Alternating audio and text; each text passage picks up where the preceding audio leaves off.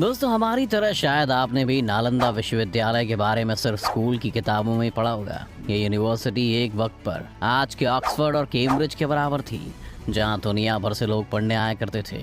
लेकिन फिर 12वीं शताब्दी में इसे बख्तियार खिलजी द्वारा नष्ट कर दिया गया और यहाँ पर रखी 90 लाख किताबों को जलाकर राख कर दिया गया। एक सवाल जो हमेशा मन में कौंता है वो ये है कि ना ही नालंदा किसी राजा का किला था और ना ही कोई मंदिर जहाँ बेशकीमती हीरे जवाहरात रखे गए हों।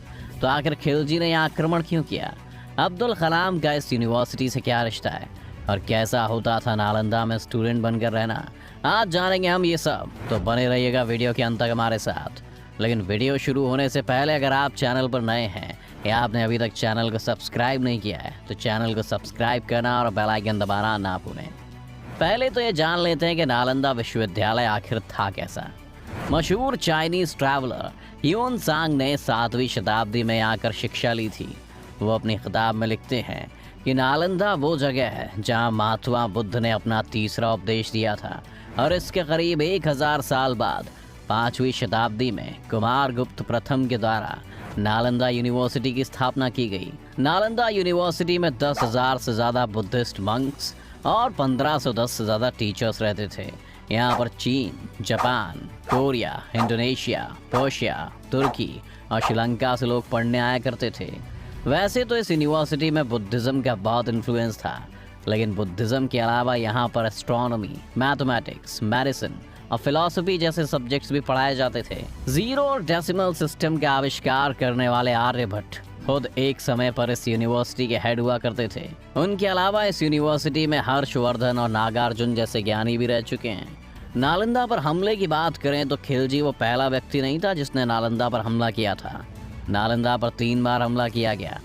455 से 467 के बीच सेंट्रल एशिया से आए हुन्स ने समुद्रगुप्त के राज के वक्त नालंदा पर हमला किया और इसे नुकसान पहुंचाने की कोशिश की गई। इसके बाद न सिर्फ इस यूनिवर्सिटी को रिस्टोर किया गया, बल्कि इस बार इसमें कई नई बिल्डिंग्स जोड़कर इसे और भी ज़्यादा भव्य बना दिया गया। नालंदा पर दूसरा हमला 7वीं शताब्दी में हुआ था, जब बंगाल के गौदास राजघराने ने इस पर हमला किया था और फिर इसे राजा हर्षवर्धन ने रिस्टोर किया। लेकिन नालंदा पर अभी तीसरा हमला होना बाकी था। वक्त में 600 साल आगे चलें तो बख्तियार खिलजी एक एक करके जब भारत के सभी इलाके जीतने में लगा हुआ था तो वो बीच में बीमार पड़ गया। कई डॉक्टर्स को बुलाने के बाद भी जब कुछ नहीं हुआ तो खिलजी को नालंदा के इस वक्त के प्रिंसिपल राहुल श्रीधर से मिलने को कहा गया, जो मेडिकल के क्षेत्र में ज्ञानी थे। खिलजी ने राहुल श्रीधर को बुलाया तो ज़रूर, लेकिन उन्होंने राहुल के सामने शर्त रखी कि वो उनकी दी हुई कोई दवा नहीं खाएंगे। खिलजी यहाँ पर राहुल और नालंदा को चैलेंज कर रहे थे, लेकिन राहुल ने खिलजी की शर्त मान ली और उन्हें कुरान देते हुए कहा कि रोज़ उसके कुछ पन्ने पढ़िएगा, आप ठीक हो जाएंगे। दरअसल श्रीधर ने खिलजी को ये नहीं बताया था कि उन्होंने कुरान के सभी पन्नों पर अपनी दवाई लगाई थी और पन्ने पलटते वक्त इस दवाई के शरीर में जाने से खिलजी फिर से अपने पैरों पर खड़ा होने के काबिल हो गया। लेकिन नालंदा और राहुल को शुक्रिया करने के बजाय खिलजी ने प्रण ले लिया कि वो नालंदा का विनाश जरूर करेगा। इतिहासकार मानते हैं कि खिलजी के इस कदम के पीछे का मुख्य कारण जलन थी, क्योंकि वो देख रहा था कि कैसे ये काफिर हर एक फील्ड में उनसे कई गुना ज़्यादा आगे हैं, जो उसे बर्दाश्त नहीं था। नालंदा में एक बहुत बड़ी लाइब्रेरी थी जो कई मंजिलों वाली 3 इमारत के बीच में बसी थी। इन तीनों इमारतों के नाम थे रत्न सागर, रात्रोदधी और रत्न राजक। इन तीनों इमारतों में कुल 90 लाख किताबें हुआ करती थी। खिलजी ने जब यहाँ पर आक्रमण किया तो यूनिवर्सिटी में रह रहे कई बुद्धिस्ट मंक्स का कत्लेआम शुरू हो गया और साथ ही यहाँ की किताबों को आग भी लगा दी गई। इन किताबों में से कुछ किताबें वो थीं जिनके ओरिजिनल मैन्युस्क्रिप्ट्स यहाँ रखे हुए थे। कहते हैं कि उपनिषदों की भी एक ओरिजिनल कॉपी यहाँ पर रखी हुई थी, जिसे खिलजी की सेना ने बाकी किताबों के साथ जला दिया। 90 लाख किताबें आग के लिए भी ज़्यादा हो गई थीं, जिस वजह से कहते हैं कि इन किताबों को पूरी तरह जलने में 3 महीने का वक्त लगा था। उस वक्त 700 साल पुरानी इस यूनिवर्सिटी को खिलजी ने इस कदर तबाह कर दिया था कि अब इसे दोबारा खड़ा नहीं किया जा सकता।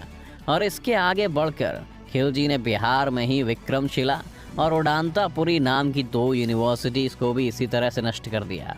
इतना सारा ज्ञान, इतनी लंबी परंपरा सिर्फ एक व्यक्ति की चलन के कारण हमेशा हमेशा के लिए नष्ट हो गई।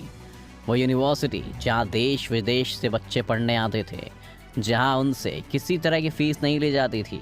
ये वो यूनिवर्सिटी भी थी जो अपने सबसे पढ़े लिखे लोगों को दरवाजे पर खड़ा करती थी।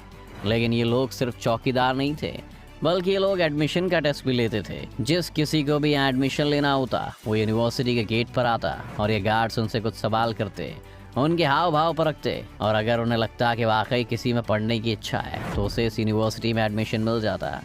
1193 में खिलजी द्वारा नष्ट किए जाने के बाद 2006 में इस यूनिवर्सिटी पर भारत के पूर्व राष्ट्रपति अब्दुल कलाम की नज़र पड़ी। उन्होंने सरकार से गुजारिश की कि वो नालंदा को फिर उसी तरह समृद्ध करे जैसे वो पहले थी, ताकि भारत भी अपनी गौरवशालीन इतिहास की तरफ लौट सके, और अगर लौटना संभव भी ना हो तो उसे देखकर अपने भविष्य के लिए प्रेरित हो सके। इसके बाद सरकार ने तुरंत एक्शन लेते हुए नालंदा यूनिवर्सिटी एक्ट ऑफ 2010 के अंतर्गत नालंदा को पुनः स्थापित करने का काम शुरू कर दिया था।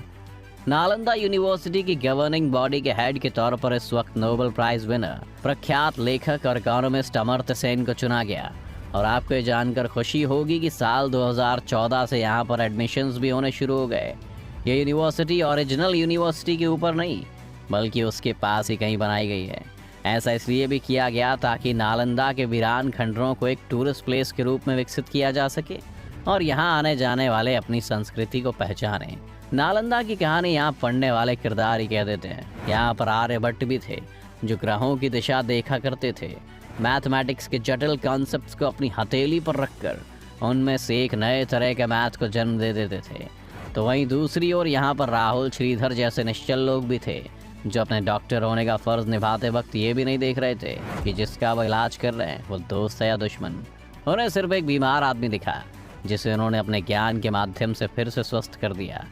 यही तो थी नालंदा, एक्सीलेंस की पहचान, जहाँ पढ़े हुए लोग उस वक्त दुनिया के सबसे बड़े इंटेलेक्चुअल्स में से एक थे, और ना सिर्फ अपने वक्त में बल्कि आज तक पढ़े और पढ़ाए जाते हैं।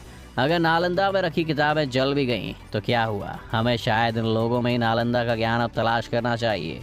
वो नालंदा जिसका अर्थ था कभी ना रुकने वाला पानी, आज फिर नई रूप से नई फसलों को सींचने चला है।